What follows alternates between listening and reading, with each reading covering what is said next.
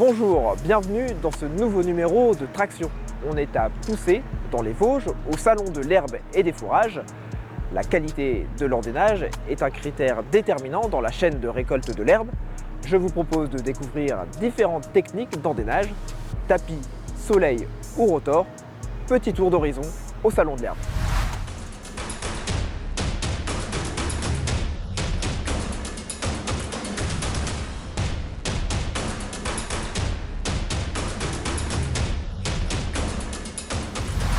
Nous sommes devant l'un des plus gros endaineurs présentés au salon de l'herbe, chez Kuhn.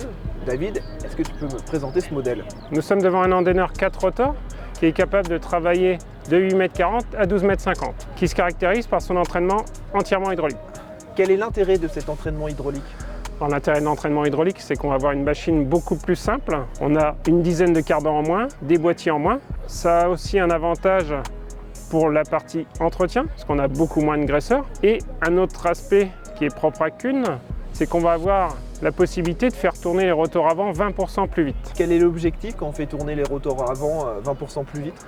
L'intérêt, c'est surtout un fourrage dense. On va le jeter devant le deuxième rotor, ce qui va permettre d'avoir un endain mieux formé et qui sera plus facile à reprendre. Cet endaineur n'est pas une nouveauté, mais il a subi quand même quelques mises à jour. On a sur cet appareil deux évolutions. La première qui concerne l'allègement proportionnel du rotor avant, c'est-à-dire qu'il soit complètement rentré ou complètement déployé. On aura la même pression au sol au niveau des roues de jauge. Deuxième élément, c'est le contrôle de section qui permet d'avoir un relevage piloté par GPS des rotors. Un peu comme sur un pulvé. Sur un pulvé indépendant d'engrais, c'est-à-dire en bout de champ, le chauffeur n'a pas à se soucier. Les rotors vont se relever et on ne va pas les abîmer, les endains déjà formés. David, peux-tu nous donner le coût de cette machine? Alors cette machine-là vaut 84 000 € hors taxe, en version full isobus. Elle existe en version économique à 10 000 € de moins. Là, on n'aura pas l'isobus et on perdra quelques fonctionnalités. On va maintenant passer à l'avant du tracteur pour découvrir une vraie nouveauté avec l'endaineur à tapis. Alors comment s'appelle ce nouvel endaineur à tapis? Alors ici on est devant le Merge Max 440F, donc c'est un appareil qui fait 3 mètres, mais le 440 signifie 4,40 m puisqu'on tient compte de la largeur de l'endain. Cet endaineur dispose d'un double tapis, ça sert à quoi? Alors ce double tapis permet à la fois d'envoyer le fourrage à gauche ou à droite et également de séparer le flux de fourrage en deux. Ici on est en combinaison avec un endaineur arrière. Donc ça permet d'équilibrer le flux de fourrage pour la reprise derrière par les rotors. Et ainsi on ne roule pas dessus avec le tracteur. Sur cet endaineur, on a un filet et une plaque. Quel est leur rôle? Le filet évite de salir la calandre du tracteur et la protection plastique stoppe la projection de fourrage tout en permettant d'avoir une vision sur le travail. Et pour conclure, est-ce que tu peux me donner le tarif de cet outil? Alors ce modèle-là vaut 31 000 €. Merci David pour cette présentation. On va maintenant poursuivre notre visite du salon de l'herbe chez Pottinger avec un autre endaineur à tapis. Mais pour l'instant, on regarde la ferme à de la gueule sur le thème de l'enrubanage, liage, film ou filet, à vous de choisir.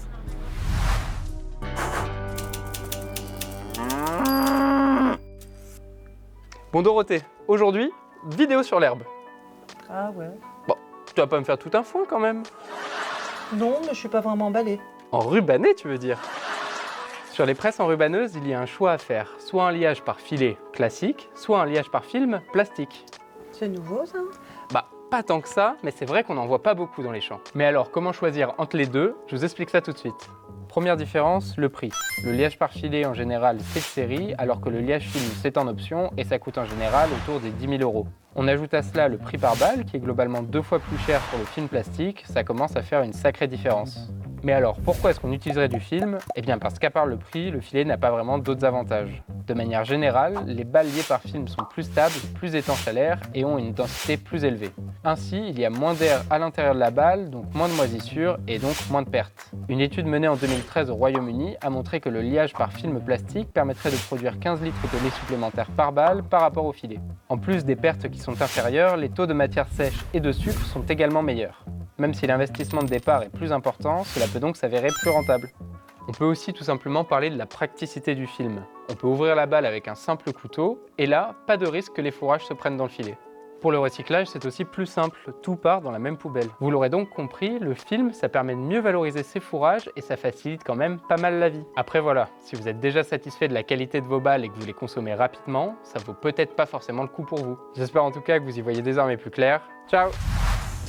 Nous voici chez Pottinger qui a développé un endaineur à tapis. C'est la première fois qu'il était présenté en démonstration. Alors ce modèle a été développé pour récolter tout type de fourrage. David, est-ce que tu peux nous présenter ses particularités? Lors du développement, Pottinger s'est mis dans l'objectif de proposer un appareil polyvalent capable de récolter aussi bien des légumineuses que des graminées. Comment Pottinger a-t-il répondu à cet objectif? Pottinger a puisé dans sa banque d'organes et adapté sur le Mergento un pick-up à 6 rangées dedans, équipé d'un système de guidage à cam. Alors, ce système de guidage à cam permet de bien prendre le fourrage court au sol et de l'accompagner jusqu'au tapis. En complément, un rouleau tasse-andin suivi d'un déflecteur garantit un bon guidage du fourrage depuis le pick-up jusqu'au tapis. La particularité de cet endaineur, c'est aussi d'avoir des rouleaux disposés en dessous de la machine. Oui, pour le contrôle de la hauteur de travail et le suivi du sol, Pottinger propose une solution qui n'existe pas ailleurs. Il mesure 1,10 m de long et 22 cm de diamètre. Il permet un bon suivi du terrain, de passer au-dessus des ornières sans difficulté. Et également, comme il roule, il ne crée pas d'étincelles et ne risque pas d'entraîner des départs de feu. Et côté tarif, David, on est plutôt sur une machine orientée haut de gamme. Donc c'est une machine qui vaut 100 000 €, sur laquelle on pourra ajouter des options telles que le réglage de la hauteur hydraulique, la toile à andin et le freinage. Merci David. Maintenant, nous allons voir une machine plus classique chez Sitrex avec un endaineur à soleil. Mais avant cela, on retrouve une sélection des meilleures nouveautés du Salon de l'Herbe. 3 nouveautés machinisme sont à retenir de ce Salon de l'Herbe et des Fourrages 2023. On commence avec la faneuse traînée P10 1100T de Samaz. Elle travaille sur 11 mètres avec 10 toupies de 153 cm de diamètre composées chacune de 6 bras. Les dents faneuses à 4 spires sont épaisses de 9,5 mm et sont protégées par un système anti-perte. Le transport se fait en long sur un chariot muni du choix d'un attelage en position haute ou basse.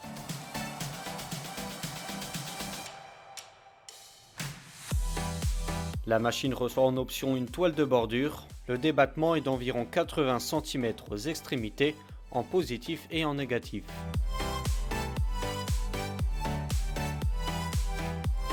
Autre nouveauté, le semoir à dents de grande largeur de Sola. Le Vestapé travaille sur 9 mètres avec ses 3 rangées de dents.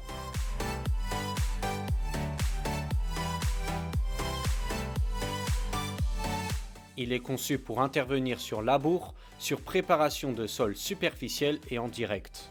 Il est équipé d'une trémie pressurisée de 7000 litres, dotée de 2 compartiments avec un ratio de 70-30 et de 2 doseurs à entraînement électrique. Le Vestapé existe également en version à 3 cuves pour l'apport de micro-granulés. Troisième et dernière nouveauté, la presse enrubanneuse non-stop de Kubota. La FB1000 permet d'éjecter la balle ronde sans devoir s'arrêter. Une préchambre à rouleau confectionne les 2 tiers de la balle avant son transfert dans la chambre principale pour le tiers restant. Après le liage, la balle est déposée sur la plateforme d'enrubanage à 2 satellites. Le liage standard est en filet, mais le liage film existe aussi en option.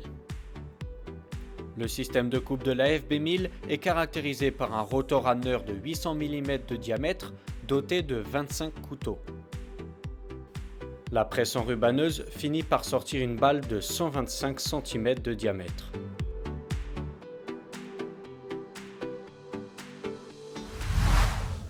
On a vu jusqu'à maintenant des endaineurs qui embarquent beaucoup de technologie. On revient ici chez Sitrex avec un concept plus basique, le soleil. David, est-ce que tu peux me présenter la machine? Cet endaineur Sitrex dispose de 16 soleils et est capable de travailler de 4 m à 9 m 60. Il donne aussi la possibilité de régler une largeur d'andain indépendante entre 80 cm et 2 m 20. Et ça se règle comment cette machine? On est sur un système simple? En effet, sur les machines qu'on a vues jusqu'à présent, on avait un réglage de la largeur de travail depuis la cabine.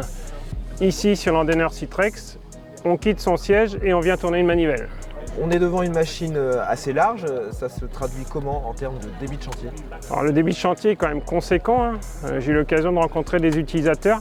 Ils arrivent à endainer 10 hectares à l'heure en roulant à 15 km/h. Et pour la vitesse maxi, il n'y a pas vraiment de limite. Comme le dit le représentant Citrex, on peut rouler jusqu'à ce que le chauffeur tienne sur le siège.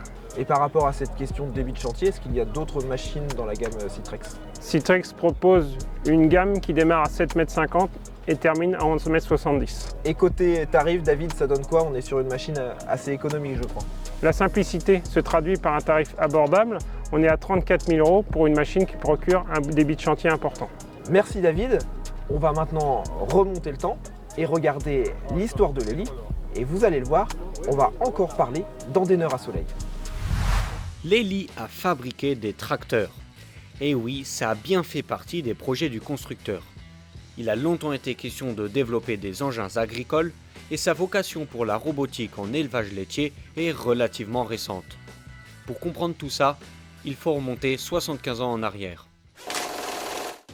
À la fin de la Seconde Guerre mondiale, l'agriculture en Europe est relancée en priorité, mais avec peu de moyens de production.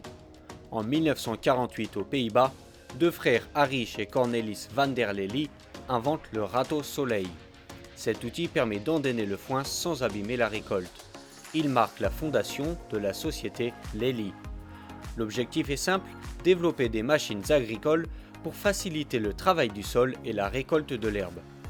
L'épandeur à un seul disque, la dente faneuse accrochée ou encore la première herse rotative, Lely multiplie les innovations.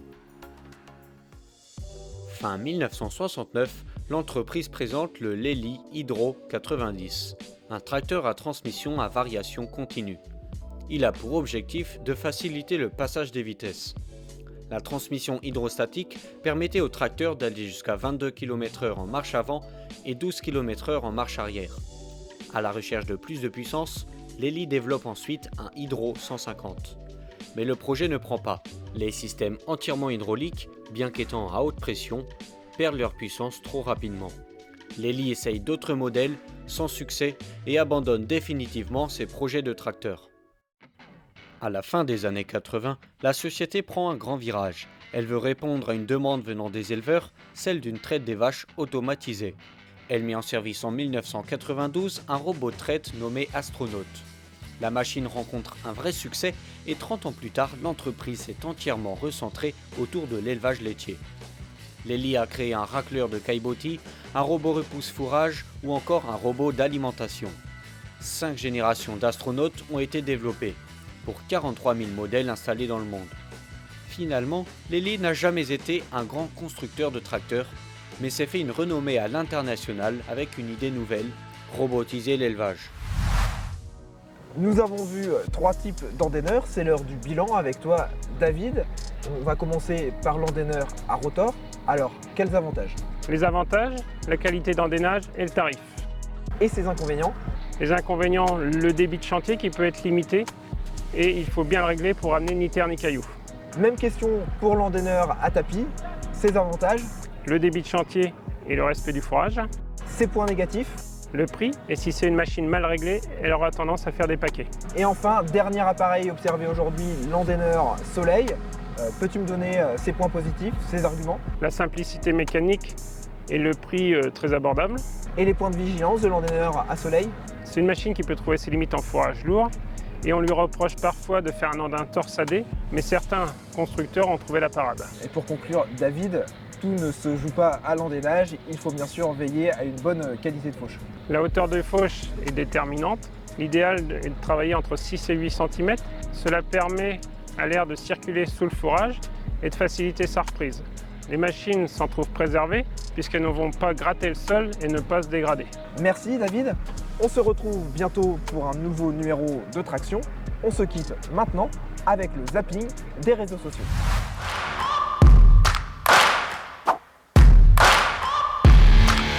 POV, quand tu comprends la vraie utilité du rétroviseur du C15. Le sanglier.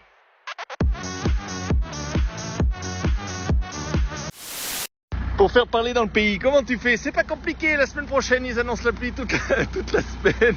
T'attelles la faucheuse et tu t'en vas et tu passes dans le village. Et tu klaxonnes. Attitude pouette pouette, la voilà, la automobile. Attitude pouette pouette, la voilà, qu'est-ce qu'elle fait donc là? Papy qui me dit ouais, j'ai labouré, tu verras, y a pas trop de cailloux, ouais. J'ai fait ça 1 mètre dans la parcelle. Il s'appelle Noupi. Dis bonjour Noupi. Il comprend rien, il est con.